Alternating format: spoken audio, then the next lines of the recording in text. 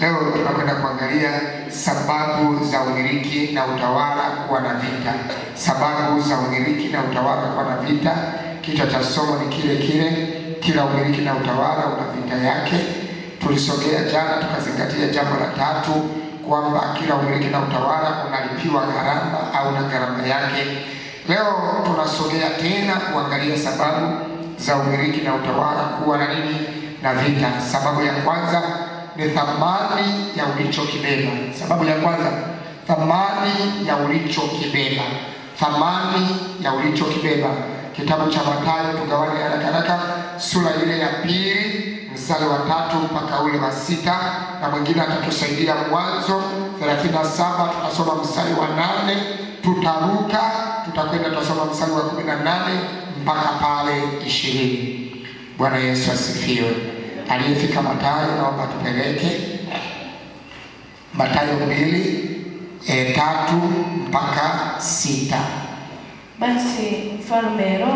Basi mfalme Herode aliposikia hayo alifadhaika. Na Yerusalemu pia pamoja naye. Akakusanya wakuu wa makuhani wote na waandishi wa watu, akatafuta habari kwao, Kristo azaliwa wapi?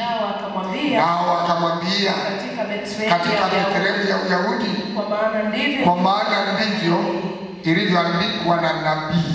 Nawe Bethlehemu katika nchi ya Yuda, huu mdogo kamwe katika majumbe wa Yuda, kwa kuwa kwako atatoka mtawala atakayewachunga watu wangu Israeli. Bwana Yesu asifiwe.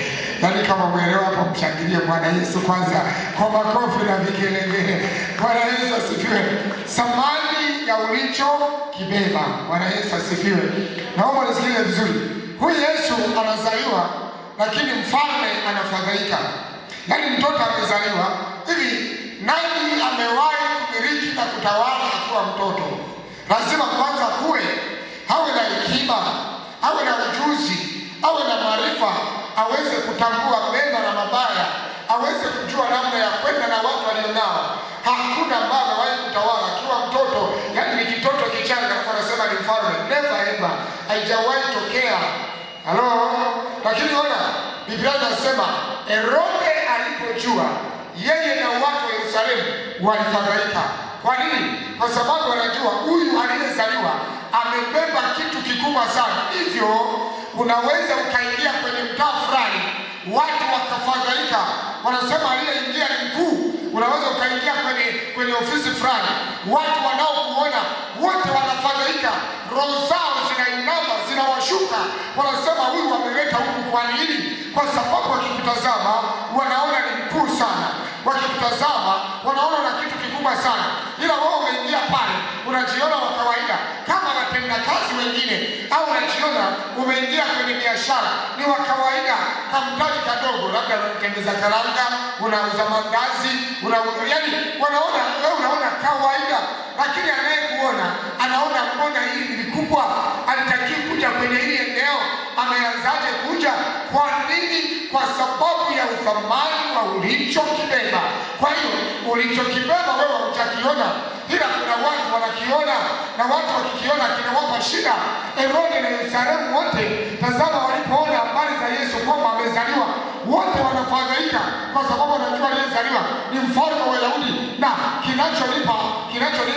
kinacholipa nguvu sana, ule mstari wa 5 anasema hivi, nao wakamwambia katika Bethlehemu ya nini? Ya Uyahudi, kwa maana ndivyo ilivyoandikwa na nabii. Haleluya! Katika Bethlehemu ya nini? Ya Uyahudi, andika alikozaliwa, kwa maana ndivyo ilivyoandikwa na nabii. Okay, sikiliza vizuri. Kwa hiyo yaliyoandikwa juu yako, kuna watu wanayaona kabla hayajatokea kwako. Kwa hiyo kuna watu wanaweza kuona matokeo yako ya baadaye kabla hujayaona. Kuna wenye nguvu na uelewa ambao wanaweza wakaitambua kesho yako kabla wewe kesho yako hujaitambua. Lakini kama imeandikwa tu, hakuna wakufuta kwa uganga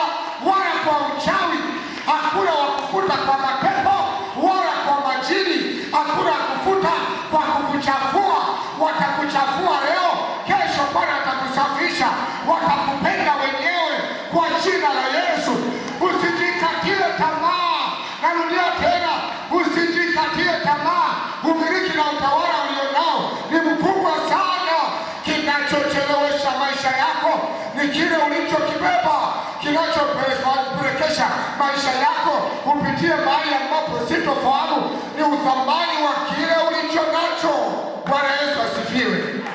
Nimewahi kusema kwamba gari dogo na semi-trailer mwendo wake ni vitu viwili tofauti.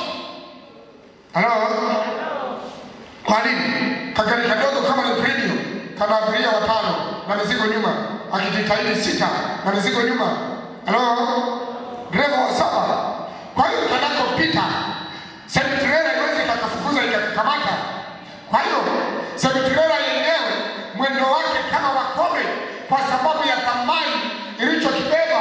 Kama imebeba simenti si chini ya mifuko 500 na kuendelea, ngoma imebeba, lakini mwendo wake ni wa taratibu mlimani.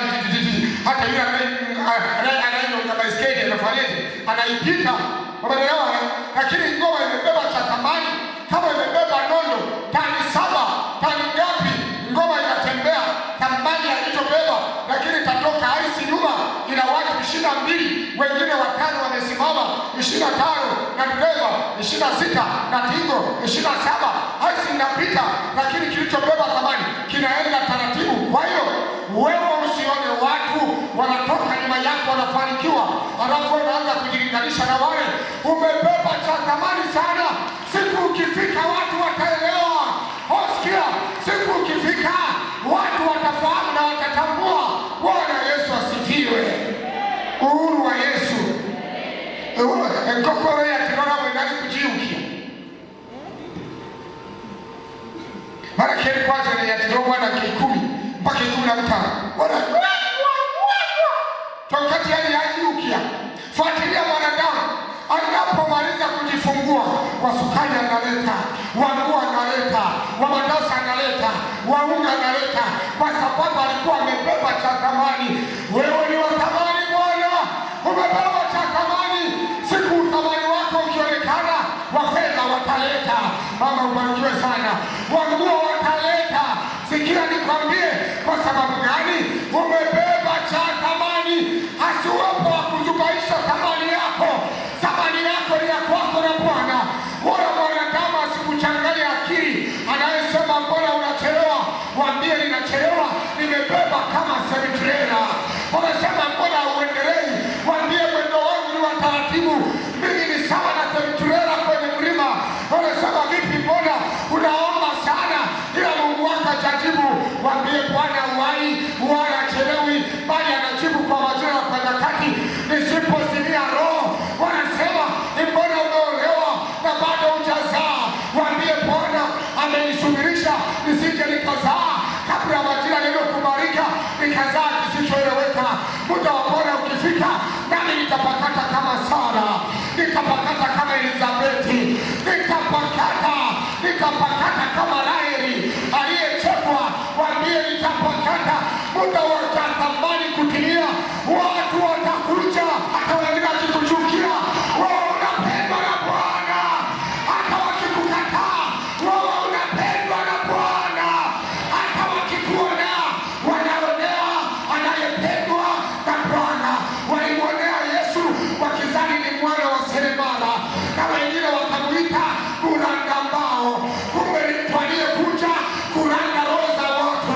Umebeba cha thamani ambacho kimebeba matokeo makubwa. Kwa maana cho asikuwepo kukubabaisha. Bwana yuko pamoja na wakutetea. Waya kukukataa, wazima wanakupenda. Sikia, waya kukukataa, wanyambo wanakupenda. Sikia, urembo wakikutenga, pale kama nengo wanakuhitaji. Kama nengo wakikukataa, Undangara wanasema karibu. Undangara wa Kigoma, kule Mkariama wanasema Nyegera wetu.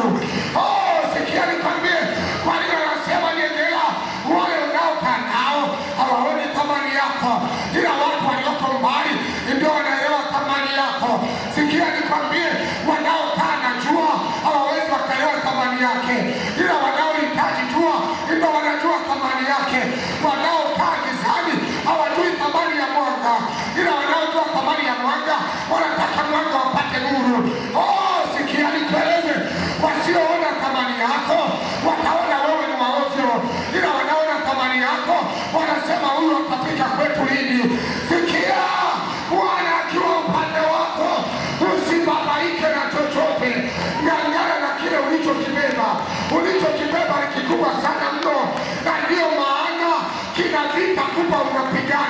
kila vita kubwa unapambana.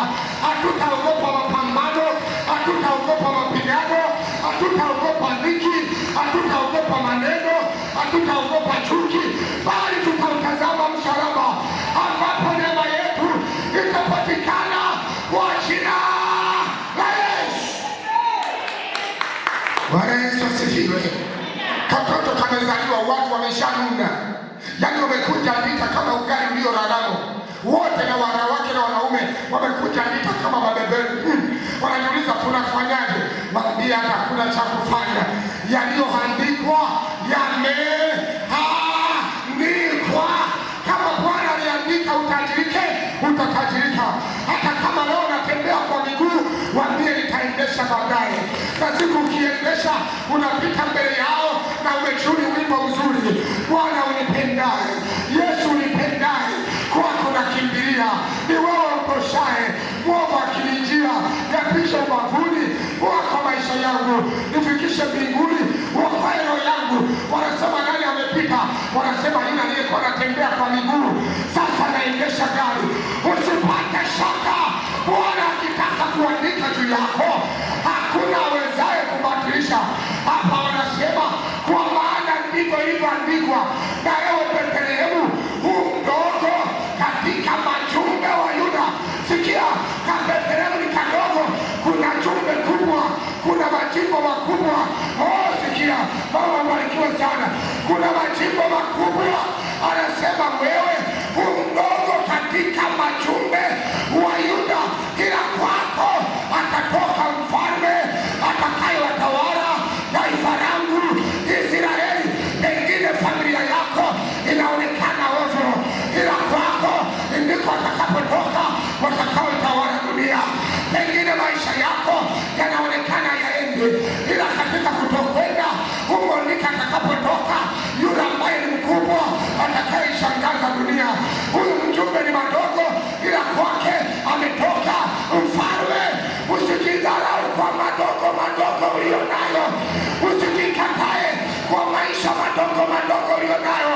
Katika hayo ndimo kuna makubwa na vinono vya nchi. Anayenielewa mwazimishe Bwana, anayenielewa mwazimishe Bwana. Unaweza ukawa mdogo halafu ukawa mkubwa. Unaweza ukaanza unalia ukamaliza unacheka. Unaweza ukaanza na aibu ukamaliza na heshima. Unaweza ukaanza kwa kukataliwa ukamaliza kwa kupendwa. Unaweza ukaanza kwa manyanyaso ukamaliza na haki. Unaweza ukamaliza kwa kuanza kwa kudhulumiwa ukamaliza na baraka. Hakika wema na fadhili za Bwana zikufuate asubuhi ya leo, zikufuate nyumbani, zikufuate kwenye biashara, zikufuate kazini mwako, zikufuate kwenye ujasiriamali, zikufuate. Kwa maana wewe mdogo, ila katika udogo wako kuna kitu kikubwa. Kuna mahali unaelekea wewe. Usijidharau jinsi ulivyo, nyanyuka umwazimishe Bwana. Kuna mahali unaelekea, safari yako ni kubwa. Kama ukubwa wako haujaonekana, watoto wako wataonekana. Kama ukubwa wako haujaonekana, uzao wako utaonekana. Kama leo itaonekana, basi kesho itaonekana. Kila hata kama mdogo kwako atatoka mfalme. Sikia, unaweza ukaona wewe mdogo, watoto waeleweki, hawana mwelekeo, ila kati ya wale wanaotembea watu wanasema wanambaliga. Ipo siku Mungu ataziosha, watatembea vizuri. Ni kwa sababu ya mapito. Wanasema aibu imempata. Waambie hakuna aliyekuwa na mheshimiwa pasipopitia aibu. Songa mbele, Bwana yuko upande wako kwa jina la Yesu. Nasema tena, songa mbele, Bwana yuko upande wako kwa jina la Yesu. Mwambie jirani yako songa mbele. Mwambie tena, barikiwa Mungu. Mwambie songa